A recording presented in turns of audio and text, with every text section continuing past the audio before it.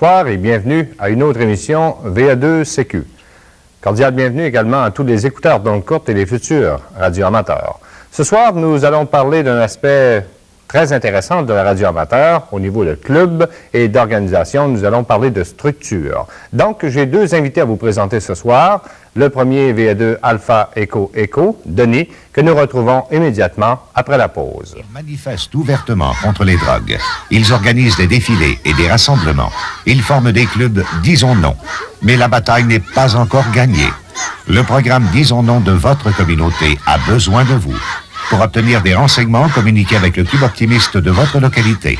Parce que manifester son amitié aux jeunes, c'est les aider à dire non à la drogue.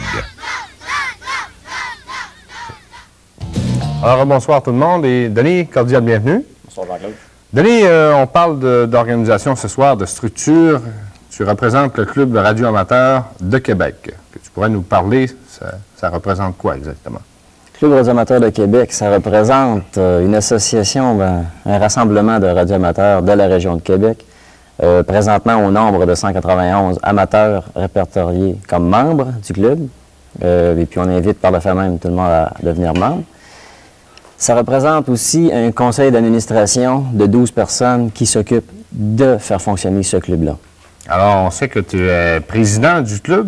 Tu vas peut-être nous dire qui est justement le vice-président ou la vice-présidente.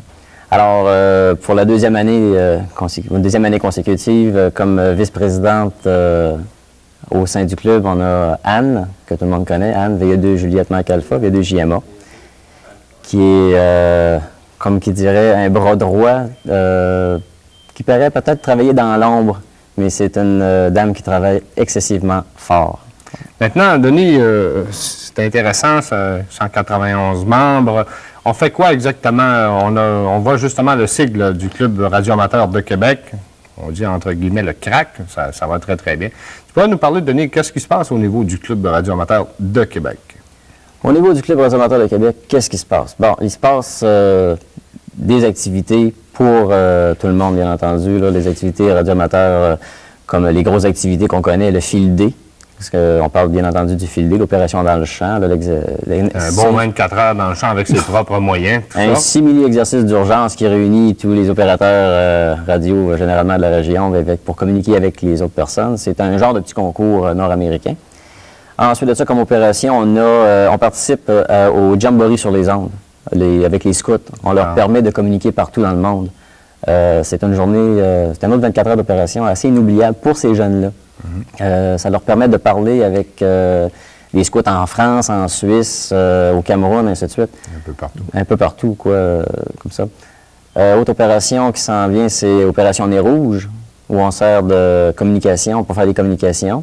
On a aussi le Carnaval de Québec, les parades du Carnaval, soirée de la bougie. On a aussi l'OPET qui s'en vient, le fameux OPET, là, la course de ski de fond Camp Mercier, Mont-Saint-Anne, à 65 km. Et puis, c'est les radioamateurs qui couvrent vraiment tout le terrain là, pour les communications à l'OPET. Et puis, on revient à notre saison estivale. Maintenant, ça peut représenter ça, plusieurs heures de travail au cours d'une année. Je présume que vous avez plusieurs réunions également. C'est tout sous bénévole, naturellement. Oui.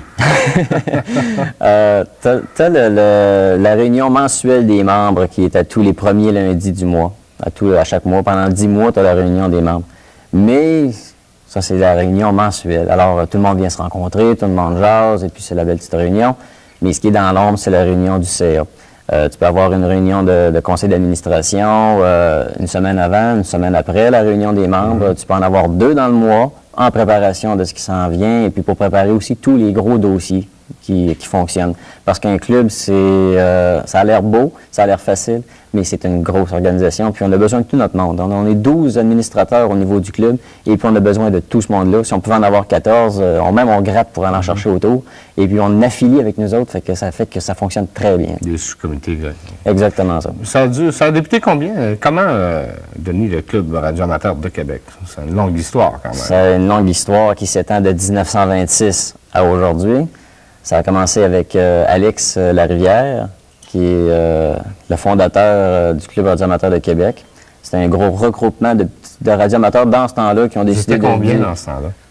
Oh, si je me souviens bien, après avoir parlé avec Bertrand, c'était aux environs d'une 12-15, entre environ 12 à 15 dans la région qu'on commençait à se ramasser, puis monter des appareils, parce que dans ce temps-là, les appareils, il fallait les faire, y compris des lampes, ainsi de suite. Là, Alors, ça permettait quand même, là, au niveau du rassemblement, de pouvoir s'échanger des idées, s'échanger des plans également, et puis de pouvoir s'organiser un peu plus pour aller chercher toujours un petit peu plus et rendre service même dans ce temps-là. Il y a un grand mot qui pourrait définir tout ça, c'est s'entraider entre nous autres. Tu sais, on s'entraide entre nous autres.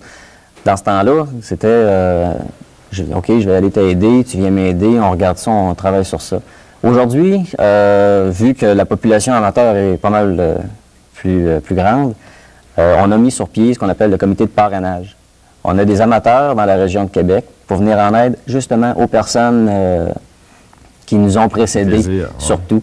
Il y en a qui appellent ça les anciens amateurs, mais pour moi, un ancien amateur, c'est quelqu'un qui ne l'est plus. Alors, j'appelle ça personnellement les doyens de la radio amateur dans la région de Québec. On leur vient en aide parce que, mettons, ils ne peuvent pas monter dans leur tour. Sinon, on va aller faire les installations, ainsi de suite. Alors, c'est un comité qu'on a monté, le comité de parrainage, pour venir en aide à ces personnes-là. Ça permet également de rendre service à un amateur et puis d'en recevoir d'autres. Alors, c'est un comité d'entraide et très intéressant. Là, on dit rendre service à un amateur, mais il faut dire aussi qu'on peut rendre service à quelqu'un qui n'est pas amateur. D'accord. Maintenant, si on parle, tantôt, toujours dans la structure, on parlait du comité de parrainage, quelqu'un qui, justement, n'est pas radio-amateur, Denis, est-ce qu'il peut devenir membre du club au même titre que moi ou un autre qui est membre? Et puis, quels seraient mes avantages à ce moment-là? OK.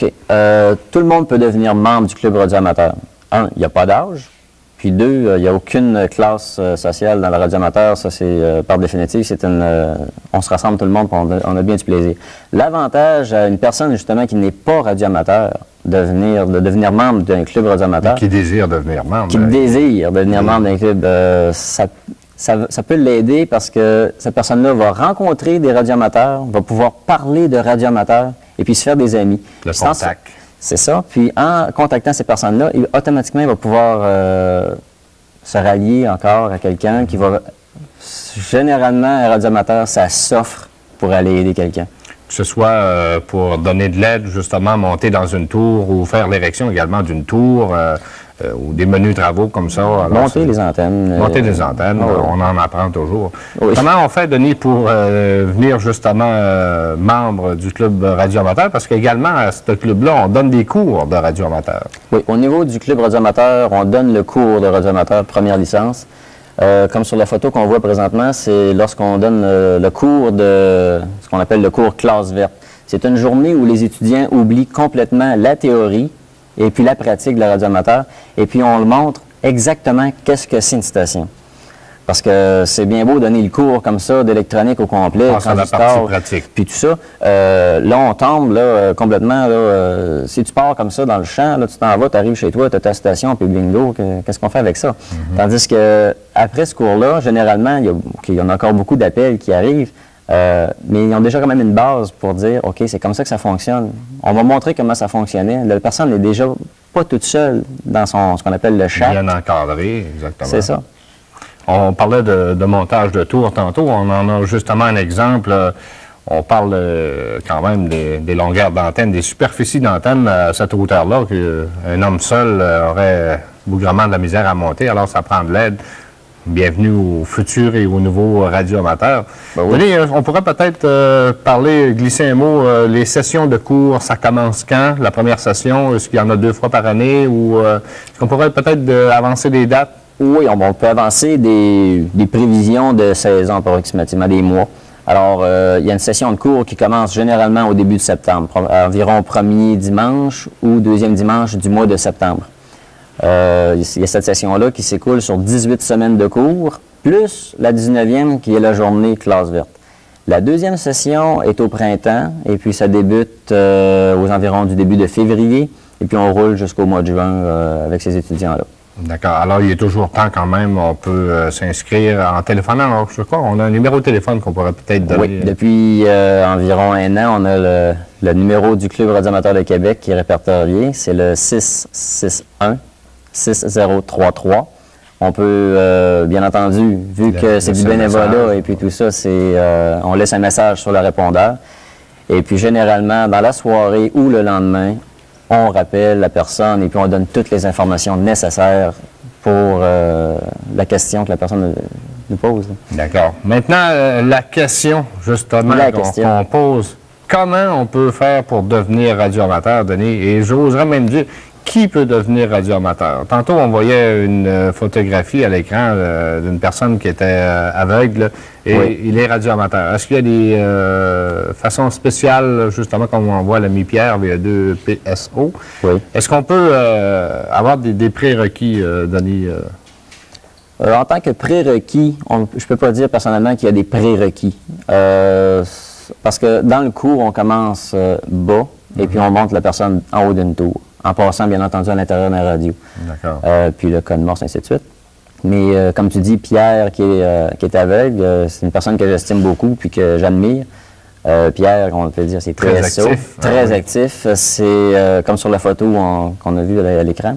C'est Pierre qui faisait, lors de justement l'OPET, la course de ski de fond, c'est lui qui tenait ce qu'on appelle le log, okay, le livre, le bottin-de-bord de tout ce qui se passait sur les pistes. Alors, on avait un équipement radio sur notre table, et puis lui, il avait son équipement radio, on passait de l'information. Et puis, quand quelqu'un, par radio, demandait de l'information par rapport à tel coureur, mettons, le coureur 164, à quel endroit quelle place il peut être rendu. Alors, Pierre arrivait, puis il allait sur un ordinabraille. Ah bon? Parce que c'était un ordinateur en braille. Exact. Il me donnait la réponse automatiquement. C'était très, très rapide. Alors, il était très, très utile également. Denis, il n'y a pas seulement le handicap visuel qui peut devenir radioamateur. Il y a d'autres handicaps. Est-ce qu'on pourrait peut-être donner une information ou justement se brancher pour avoir plus d'informations? Pour avoir plus d'informations sur ça, côté handicap, je te dis qu'il n'y a pas d'handicap. Tout le monde peut devenir radioamateur. Quelqu'un qui veut vraiment se dire, OK, moi je veux devenir radioamateur, il faut que je le sois parce que je veux communiquer avec le monde, justement parce que si justement cette personne-là est handicapée physiquement, et puis dans les possibilités d'aller communiquer avec les personnes à l'extérieur, je pense que le radioamateur, c'est un des plus beaux hobbies que cette personne-là peut avoir. Puis la preuve, justement, on voit à l'écran. Denis, avant de terminer, ça a été très intéressant. On pourrait peut-être juste commenter la photo qu'on voit présentement? Oui, la photo qu'on voit présentement, c'est l'équipe de base du Mont-Sainte-Anne qui, justement, faisait partie de l'OPET. C'est une partie de l'équipe seulement. C'est l'équipe qui était à la base Mont-Sainte-Anne. Là, on voit pas sur ça tout le monde qui était commercier, ainsi de suite, qui descendait un peu partout. D'accord. Denis, on te remercie beaucoup d'avoir participé à notre émission ce soir et encore une fois, tous ceux et celles qui veulent joindre le club les rangs du Club radioamateur de Québec, vous communiquez avec Denis. Merci, à tantôt.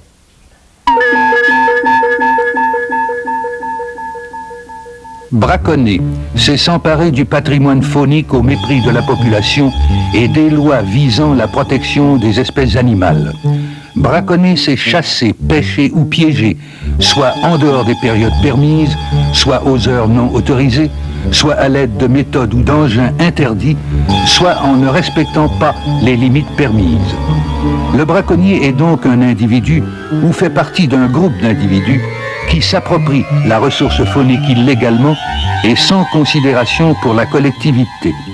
Est également coupable d'actes de braconnage tout individu qui collabore en achetant la viande vendue par le braconnier. Ce message d'intérêt public vous est présenté par le ministère du Loisir, de la Chasse et de la Pêche en collaboration avec votre station de télévision. Alors, bienvenue. Le deuxième invité ce soir, c'est Jacques, VA2 Alpha Bravo. Et Jacques est président de l'organisation radioamateur, mais au niveau de la province de Québec.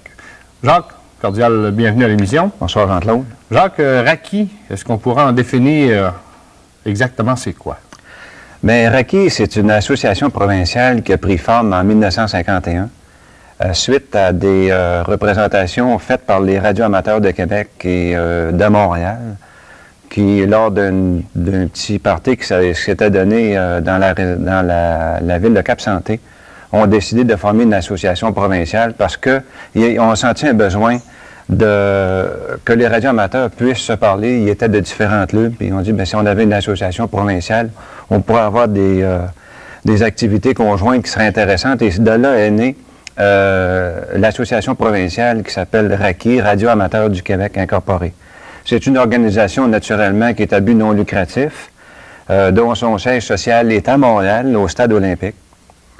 Et puis, c'est une association aussi qui a pu faire en sorte que, par sa représentation, on a réussi à faire classer la radio amateur au Québec comme loisir scientifique, ce qui n'était pas le cas il y a environ 2 ans. C'était une activité socio-culturelle, ce qui nous amène naturellement des facilités avec le gouvernement. C'est un service qui se donne aux 5000 radioamateurs du Québec. Donc, c'est la population, effectivement, des radioamateurs du Québec qui est de 5000. On calcule, il y en a à peu près 2500 qui sont très actifs. Les autres sont plutôt semi-actifs. D'accord. Et RAQI, actuellement, mobilise environ 1500 radioamateurs comme membres, actuellement. Pour les 120 clubs qui sont structurés dans la province, dont 100 à peu près ont moins de 25 membres. Ça vous donne une idée qu'il y en a à peu près une vingtaine de clubs dans la province, dont celui-là de Québec, qui est très Ça veut dire que RAQI, au siège social à ce moment-là, peut aider les nouveaux clubs, soit côté information, côté structure? Oui, définitivement, parce que c'est un des rôles que RAQI a envers la population radioamateur du Québec, parce qu'il faut savoir que les clubs qui sont incorporés ici au Québec, c'est habituellement dans des régions où il y a une certaine population. Mais il y a beaucoup de radioamateurs qui sont répartis un petit peu sur le territoire du Québec, puis ils n'ont pas la chance de se structurer en club parce qu'ils sont trop peu nombreux. Et RAQI leur offre une alternative qui est assez intéressante, c'est de devenir membre de RAQI. Et avec ça, d'avoir tous les services qui sont habituellement donnés à des personnes qui font partie d'une association provinciale. Un autre aspect intéressant aussi, c'est qu'on favorise également le membership corporatif, c'est-à-dire que les clubs, les 120 clubs du Québec, peuvent aussi devenir membres de RAQI. Et l'avantage qu'ils ont aussi, au même titre que les individus, c'est d'avoir la possibilité d'être représentés lors de l'Assemblée générale annuelle ou des assemblées spéciales. D'être au courant quand même de tout. Oui, puis d'avoir un droit de vote également, ce qui est très intéressant parce qu'ils peuvent influencer, si on veut, la radioamateur au Québec de par leur association provinciale. D'accord. Maintenant, si on délaisse un peu l'organisation comme telle, et si on allait voir les services à la population que RAQI, la radio amateur du Québec incorporé, peut rendre au niveau de la d'abord, population. le rôle de RAQI, nécessairement, c'est de représenter et de défendre les intérêts de la radio amateur au niveau de l'ensemble du Québec. D'abord, auprès du gouvernement du Québec, au ministère des Communications, c'est bien évident. On parle également du réseau d'urgence. Oui, c'est ça. Puis auprès du gouvernement du Québec, avec le ministère des Loisirs, par exemple, qui nous subventionne, on a eu nos locaux au Stade olympique avec eux. Le Bureau de la protection civile, avec lequel on a un protocole d'entente qui a été signé en juin 1978, qui, au niveau provincial, est structuré avec un comité de gestion provincial et un comité de gestion régional dans chacune des 9 régions du Québec, avec l'appui des clubs locaux qui sont la source même de l'existence puis l'essence même du réseau. On a aussi des intérêts à faire valoir auprès du ministère des Communications au Québec aussi, pour permettre aux radioamateurs de la province, de tous les clubs, d'avoir accès à des sites privilégiés. Il y a environ 160 stations répétitrices au Québec. Et puis, ces stations-là, il y en a à peu près 35 à 40 qui ont des sites très privilégiés. Et, naturellement, on défend les plaques d'immatriculation VA2 auprès de la Régie de l'assurance automobile du Québec. Également, on a des relations très étroites avec les 2 associations nationales, c'est-à-dire le CRRL, Canadian Radio Relay League, j'ai de la misère à dire ça un petit peu en anglais, et CARF, qui est la Canadian Amateur Radio Foundation. Mais on parle incessamment qu'il va y avoir une fusion entre les 2. Je pense que ça sera bien pour tout le monde. Si vous dire à ce moment-là, ça va devenir quand même l'Association nationale de la radio amateur. On sait que lorsqu'on se regroupe comme ça, genre que ça donne plus de poids dans la balance. Oui. Et puis, radio amateur individuel, à ce moment-là, ne pourra pas faire des recommandations tant au niveau gouvernemental ou quoi que ce soit. Bien, c'est ça, je pense que le but vraiment fondamental de la radio amateur au niveau provincial, c'est d'avoir un membership important, de façon à ce que lorsque nous allons représenter les radios amateurs, nous puissions dire vraiment, nous les représentons avec un membership qui est assez évident. Et je pense que ça, c'est peut-être la base fondamentale de toute l'existence même de notre association. Parce qu'il ne faut pas oublier, avec tout le lobby qui se fait par différentes compagnies qui essayent d'aller venir piger dans nos bandes de fréquences, essayer de les rétrécir, je pense qu'on a un rôle vraiment à jouer, puis c'est auprès de l'Association nationale et même l'Association internationale aussi, parce qu'il ne faut pas oublier qu'elle existe internationalement, l'Association des radioamateurs. Alors, c'est le rôle que nous avons à jouer auprès d'eux. Maintenant, Jacques, qui peut devenir membre du Club radioamateur du Québec? Bon, toute personne qui a un certificat de compétence, il n'y a pas besoin d'avoir un indicatif d'appel, mais s'il y a un certificat de compétence ou un certificat de compétence supérieure, peut devenir membre de RACI et avec tous les privilèges. La même chose également, les clubs peuvent devenir membres. Avec tous les mêmes privilèges, il y a une mathématique qui permet la représentativité des clubs. Là, avec 50 personnes, vous avez droit à un délégué, etc., à notre assemblée annuelle. Il y a la même chose dans le membership individuel au niveau des régions. Alors, on n'en parlera pas trop, c'est trop compliqué pour rien, là. Il faut les regarder à chaque fois qu'on veut faire de quoi avec ça. Là. Maintenant, comment vous arrivez justement au niveau de la décision de RACI, au niveau du conseil d'administration, de pouvoir faire consensus à un moment donné? S'il y a un directeur à Bécomo, il y en a un autre à Chibougamau ou un autre dans le Nord, quand même, je présume que c'est beaucoup de travail de la part de chaque amateur. Il faut bien distinguer que le conseil d'administration de RACI, qui est composé de 9 personnes, incluant naturellement l'exécutif, n'a plus la même représentativité qu'on avait auparavant. C'est-à-dire qu'avant, on avait des régions qui étaient représentées. On a changé ça depuis quelques années et il y a plutôt une concentration qui s'est faite alentour de la métropole et de la région de Québec. Ça n'empêche rien que les autres puissent être représentés également, mais ce n'est pas le but visé. Je pense qu'il y a plus un caractère administratif qui est là dans la sélection, je dirais presque naturelle, parce que les gens... il n'y a pas d'implication. Oui, c'est ça. Puis, mais par contre, pour bien représenter les radioamateurs, c'est par les clubs, effectivement, que nous pensons que c'est le meilleur moyen de venir à nos assemblées, puis par les délégués, d'influencer le cours des décisions. Maintenant, Jacques, quels sont les... on a parlé de réalisation de RACI. Et quels sont les projets qui s'en viennent? Il y a des projets dans l'air, RACI au niveau de restructuration. On sait qu'il y a une nouvelle restructuration qui s'en vient au niveau de la communication radioamateur. Oui. RACI a joué un grand rôle là-dedans. Oui, parce qu'on a fait de la représentation auprès des 2 associations nationales, effectivement. Et je peux vous dire que les derniers éléments qui vont être mis en place vont devoir être terminés au 31 décembre de cette année, en 89.